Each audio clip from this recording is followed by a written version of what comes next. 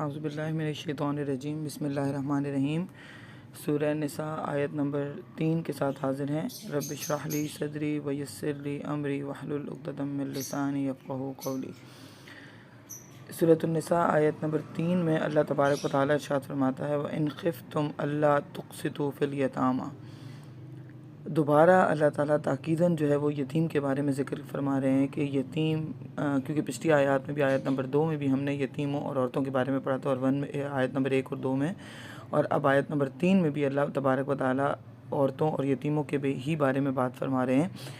وَإِنْ خِفْتُمْ، خِفْتُم کا کہتے ہیں خوف ہونے کو، اور اگر تم کو، ان کہتے ہیں اگر کو، ان خِفْتُم اگر تم کو خوف ہو، اللہ تقسطوا کہ تم انصاف نہ کر سکو گے، یعنی یہ ایک پریڈکٹری ورڈ یوز ہوتا ہے، اللہ یعنی اگر کی طور پہ یوز ہوتا ہے، یعنی کنڈیشنل جسے ہم کہتے ہیں، اگر تم انصاف نہ کر سکو تو قسط سے نکلتا ہے، یعنی ایک مقسط جسے اللہ کے ناموں میں سے ایک نام ہے، یعنی انصاف کرنے والا، تو تقسطوا مطلب انصاف، کہ تم انصاف نہ کر سکو گے فی الیتامی، یتیموں کے بارے میں، یہ پھر یتیم کا پلورل ہے، جمع کا صیغہ ہے، یتیموں کے بارے میں اگر انصاف نہ کر سکو گے، فانکحوا پس نکاح کرو ان میں سے، ما طاب لکم جو تم کو پسند ہو، من النساء عورتوں میں سے۔ اب یہاں پر ایک اشکال پیدا ہوتا ہے، کچھ لوگ ایسا سمجھتے ہیں، کچھ لوگ اس کی تفسیر کچھ ایسے کرتے ہیں کہ یتیم لڑکی بچے جو ہیں، یعنی یتیم تو ایک جنرل ورڈ ہے، یعنی جسے ہم کہتے ہیں ایک عام استعمال کا لفظ ہے، اور اس میں کوئی خاص طرف اشارہ نہیں ہے، تو یتیم بچے جو ہیں، یتیم بچوں کو، ظاہر سی بات ہے نابالغ بچوں کو کہا جاتا ہے، تو یتیم بچوں میں سے نساء کا مطلب یہاں پر کچھ لوگ کہتے ہیں کہ وہ عورتیں ہیں جو یتیموں کی مائیں ہیں، یعنی امہات الیتامى، یعنی یتیموں کی مائیں، تو ان یتیموں کی ماؤں سے تم نکاح کر لو، مثنیٰ، دو دو، وثلاثہ، تین تین، ورباع اور چار چار۔ وَإِنْ خِفْتُمْ فَإِنْ خِفْتُمْ أَلَّا تَعْدِلُوا، اور اگر تم خوف رکھو کہ تم انصاف نہ کر سکو گے، فَوَاحِدَةً تو بس ایک ہی پر اکتفا کر لو۔ اب یہاں پر یہ اشکال جو ہے یہ کانٹرڈکٹری ہے، یا اس کا جو ہے وہ میل نہیں بیٹھتا حضرت عائشہ رضی اللہ تعالیٰ عنہ کی حدیث کے ساتھ۔ حضرت عائشہ رضی اللہ تعالیٰ عنہ اس کی تفسیر کچھ ایسے فرماتی ہیں، انہوں نے اس طرح سے ذکر کیا ہے روایت میں کہ ایک آدمی تھے، کمپینینز میں سے ایک صحابہ میں سے ایک صحابی تھے، جن کے پاس ایک بچی تھی یتیم، اور وہ اس کی کفالت کیا کرتے تھے، تو پھر انہوں نے اس سے نکاح کر لیا تھا۔ تو اب انہوں نے جو اس آیت کی تفسیر بیان کی ہے حضرت عائشہ رضی اللہ تعالیٰ عنہ نے، اس میں انہوں نے کلیئرلی بتایا ہے کہ یہاں پر نساء کا مطلب امہات الیتامى نہیں ہے، بلکہ عام عورتیں ہیں، یعنی اگر پہلے اللہ تعالیٰ نے ارشاد فرمایا کہ فانکحوا تو پس تم نکاح کرو جو تمہیں ان میں سے اچھے لگیں، یعنی یتیم لڑکیاں جو کہ تمہارے زیر کفالت ہیں اور تمہارا ان کے ساتھ نکاح جائز ہے، تو بس تم ان کے ساتھ نکاح کر لو، یا پھر اگر تمہیں ڈر ہے کہ تم انصاف نہ کر سکو گے۔ انصاف کا ڈر کیوں ہے؟ کیونکہ اگر یتیم بچیوں کے ساتھ کوئی نکاح کرتا ہے تو یتیم جو کہ آلریڈی آپ کی کفالت کے اندر ہے، وہ بچی جو یتیم بھی ہے اور آپ کی کفالت کے اندر ہے، تو آپ اس کے بارے میں یہ جو ہے وہ احتمال زیادہ یہ ہے کہ آپ انصاف نہیں کر سکو گے۔ کیوں؟ کیونکہ یوجولی ہماری سوسائٹی کے اندر ہم دیکھتے ہیں کہ بیک سپورٹ بڑی ضروری ہوتی ہے۔ اگر کسی لڑکی کے پاس بیک سپورٹ نہیں ہے تو اس لڑکی کو بڑا فار گرانٹیڈ لیا جاتا ہے سوسائٹی کے اندر، معاشرے کے اندر، یعنی اس کے جو اس کا شوہر بھی ہے یا جو اس کے سسرال والے بھی ہیں، وہ اس بچی کو، اس لڑکی کو بڑا فار گرانٹیڈ لیتے ہیں کہ اس کے پیچھے تو پوچھنے والا ہی کوئی نہیں ہے، نہ اس کا باپ ہے، نہ اس کے بھائی ہیں، نہ کوئی اس کا پوچھنے والا ہے، ہم تو خود ہی اس کے کفیل ہیں، تو ہم اس کے ساتھ چاہیں جو سلوک کریں، یعنی اس کو نکاح مہر دیں یا نہ دیں، یا پھر بہت ہی کم مہر رکھ دیں جو کہ شریعتاً جائز نہیں ہے، کم از کم 10 درہم جو ہے وہ مہر کی مقدار ہے، منیمم اماؤنٹ، تو اگر مہر رکھیں نہ رکھیں ہماری مرضی ہے، ہم اس کے ساتھ اچھا سلوک کریں نہ کریں ہماری مرضی ہے، پہلے سے شادی شدہ ہیں دونوں بیویوں کے اندر انصاف کریں یا نہ کریں ہماری مرضی ہوگی، کوئی پوچھنے والا نہیں ہوگا۔ تو اس پہ اللہ تبارک و تعالیٰ وعید فرما رہے ہیں کہ اگر تمہیں لگتا ہے کہ تم انصاف نہیں کر سکو گے، پھر تم عام عورتوں، نساء کا مطلب یہاں پر پھر عام عورتیں، جنرل ویمن ہم لیں گے اس کا مطلب، یعنی عام عورتیں، پھر ان کو چھوڑ دو تم اور ان سے نکاح، یعنی یتیم بچیوں سے پھر نکاح مت کرو۔ اگر تم ان کے ساتھ انصاف والا معاملہ نہیں کر سکتے تو پھر تم عام عورتوں میں سے ایک سے یا دو سے یا تین سے یا چار، حد بتا دی کہ 4 سے زیادہ نہیں کر سکتے، تو 4 سے پھر تم عام عورتوں میں سے کسی سے بھی نکاح کر لو جن میں تم انصاف قائم کر سکو۔ اب اس کی تائید قرآن پاک کی ایک اور صورت کے اندر بھی اللہ تبارک و تعالیٰ نے فرمائی ہے اسی صورت میں سورۃ النساء آیت نمبر 127 میں اللہ تعالیٰ تبارک و تعالیٰ ارشاد فرماتا ہے وَيَسْتَفْتُونَكَ فِي النِّسَاءِ قُلِ اللَّهُ يُفْتِيكُمْ فِيهِنَّ وَمَا يُتْلَى عَلَيْكُمْ فِي الْكِتَابِ فِي يَتَامَى النِّسَاءِ اللَّاتِي لَا تُؤْتُونَهُنَّ۔ اب اللہ تبارک و تعالیٰ فرماتا ہے اور اے پیغمبر لوگ آپ سے یتیم عورتوں کے بارے میں سوال پوچھتے ہیں، آپ فرما دیں کہ اللہ تمہیں ان کے بارے میں حکم دیتا ہے، اور جو حکم تم کو قرآن مجید میں سنایا جا رہا ہے وہ بھی ان یتیم عورتوں ہی کے بارے میں ہے، یعنی جو پہلے حکم کی بات ہے، اسی حکم کی بات جو اس آیت نمبر 3 میں بیان کی گئی ہے، یعنی جنہیں تم حقوق نہیں دیتے جو ان کے لیے مقرر کیے گئے ہیں، اور چاہتے ہو کہ ان کا مال قبضے میں لینے کی خاطر ان کے ساتھ خود نکاح کر لو، اور نیز بے بس بچوں کے بارے میں بھی حکم ہے کہ یتیموں کے معاملے میں انصاف پر قائم رہا کرو، اور تم جو بھلائی بھی کرو گے تو بے شک اللہ اسے خوب جاننے والا ہے۔ یعنی اللہ نے خود تائید فرما دی کہ یہاں پر حکم یتیم بچیوں کے بارے میں ہے کہ تم اگر ان کے بارے میں انصاف والا معاملہ نہیں کر سکتے تو ان سے نکاح سے اوائڈ کرو اور عام عورتوں سے نکاح کرو۔ اور عام عورتوں سے نکاح کے اندر بھی پھر اللہ تعالیٰ نے فرما دیا کہ ذالک ادنی اللہ تعولو، کہ تم جھک نہ پڑو، یا پھر تم اگر نہیں 3-4 کے ساتھ انصاف کر سکتے تو پھر تم ایک ہی پر اکتفا کرو، کیونکہ ہمارے معاشرے میں یہ پہلے عرب کا جو معاشرہ ہوا کرتا تھا اس میں جیسے آپ صلی اللہ علیہ وسلم کا بھی جو دور تھا، جو صحابہ کرام کا بھی دور تھا، وہاں پر ایک سے زیادہ شادیاں جو ہیں وہ بہت اچھی مانی جاتی تھیں، اور اس شخص کو جو ہے وہ بڑی عزت کی نگاہ سے دیکھا جاتا تھا جو ایک سے زیادہ شادیاں کرتا تھا۔ لیکن ہم چونکہ مغربی تہذیب کے اندر آ گئے ہیں، فیمنزم کا بڑا کانسیپٹ ہو گیا ہے، اور عورتوں نے جو یہ نعرہ لگایا ہے میرا جسم میری مرضی، اور اس طرح کی جو چیزیں معاشرے میں عام کر دی ہیں مغربی تہذیب کو لے کر، یہ ان چیزوں کے انفلوئنس کی وجہ سے ہم لوگ دین سے دور ہوتے جا رہے ہیں، اور وہ شخص جو کہ انصاف پسند بھی ہے اور جو کہ افورڈ بھی کر سکتا ہے، جس کی افورڈیبلٹی بھی ہے،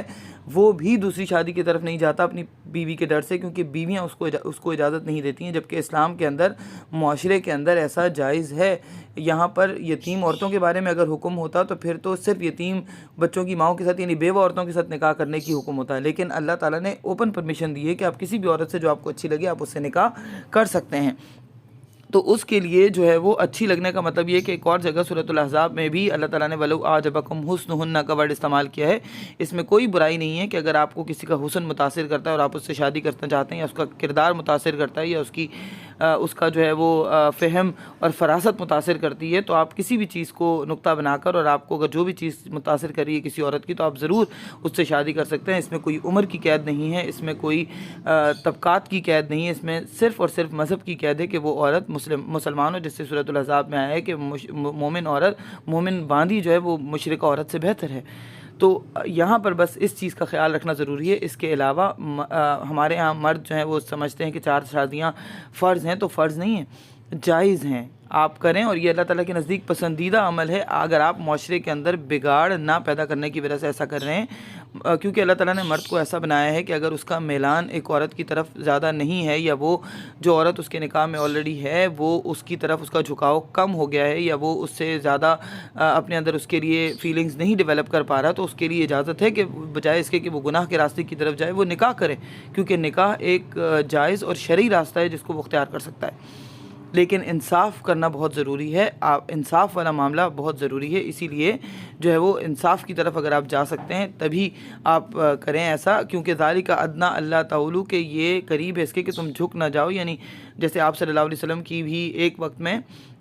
تھیں تو ان کی 11 بیویاں، لیکن ان میں سے جیسے حضرت زینب بنت خزیمہ کا انتقال ہو گیا تھا، حضرت خدیجہ کا انتقال ہو گیا تھا، تو جو ہے وہ انتقال کے بعد 9 یا 10 جو بھی ان کی بیویاں تھیں، آپ صلی اللہ علیہ وسلم نے مساوات کا عمل رکھا ہوا تھا، ہر ایک کے پاس مغرب اور عصر اور مغرب کے بیچ کا ٹائم وہ ہر بیوی کے پاس جاتے تھے، 6-6 7-7 منٹ ہر ایک کو ٹائم دیا کرتے تھے، اور سب کو ڈسٹریبیوٹ کرتے تھے ٹائم ایکولی، یعنی جو چیزیں ان کے ہاتھ میں تھیں اس پہ وہ جس پہ وہ قدرت رکھتے تھے اس میں وہ مکمل انصاف کرتے تھے۔ لیکن ہاں جہاں پر اب جیسے دلی میلان کا تعلق ہے، اس پہ انہوں نے ایک حدیث شریف میں آتا ہے کہ انہوں نے اللہ تعالیٰ سے، آپ صلی اللہ علیہ وسلم نے اس بات کے لیے اللہ تعالیٰ سے معافی مانگی کہ اے اللہ جس پر میرا اختیار ہے میں پوری مساوات کی کوشش کرتا ہوں، لیکن جس میں میرا اختیار نہیں ہے، یعنی دلی میلان، جیسے حضرت عائشہ رضی اللہ تعالیٰ عنہ کی طرف زیادہ تھا ان کا، تو اگر دلی میلان کی بات ہے تو اس میں مجھے نہ پکڑنا، کیونکہ وہ ایک نیچرل چیز ہے. وہ آپ کسی بھی وائف سے کسی بھی وجہ سے کسی بھی ریزن سے، چاہے اس کا حسن جمال ہو جیسے میں نے پہلے ذکر کیا، یا پھر اس کی فہم و فراست ہو، یا پھر اس کی جو ہے وہ اس کے اندر حصے مزاح ہو، یا کوئی بھی ایسی چیز ہو جو اٹریکٹ کرتی ہے آپ کو، تو آپ کا دلی میلان کسی ایک کی طرف زیادہ ہو سکتا ہے اور اس میں کوئی گناہ بھی نہیں ہے. ہاں، لیکن بظاہری جو چیزیں جن پر انسان قدرت رکھتا ہے ان میں بہت ضروری ہے کہ آپ مساوات رکھیں، چاہے وہ ٹائم ڈسٹریبیوشن ہو، چاہے وہ نان نفقہ ہو، چاہے وہ جو ہے وہ بچوں کی وجہ سے ایک بیوی اگر زیادہ اس کے بچے ہیں اور دوسری کے ہیں ہی نہیں، تو بیوی جس کے بچے ہیں اس کو آپ زیادہ ٹائم دیں گے، کیونکہ بچوں کا بھی آپ کے اوپر حق ہے. تو ان سب باتوں کو لے کر یہ کرنا بہت ضروری ہے. تو میرے خیال میں اب یہاں پر میں حضرت زینب بنت جہش کا ایک واقعہ نقل کرنا چاہوں گی کہ نبی کریم صلی اللہ علیہ وسلم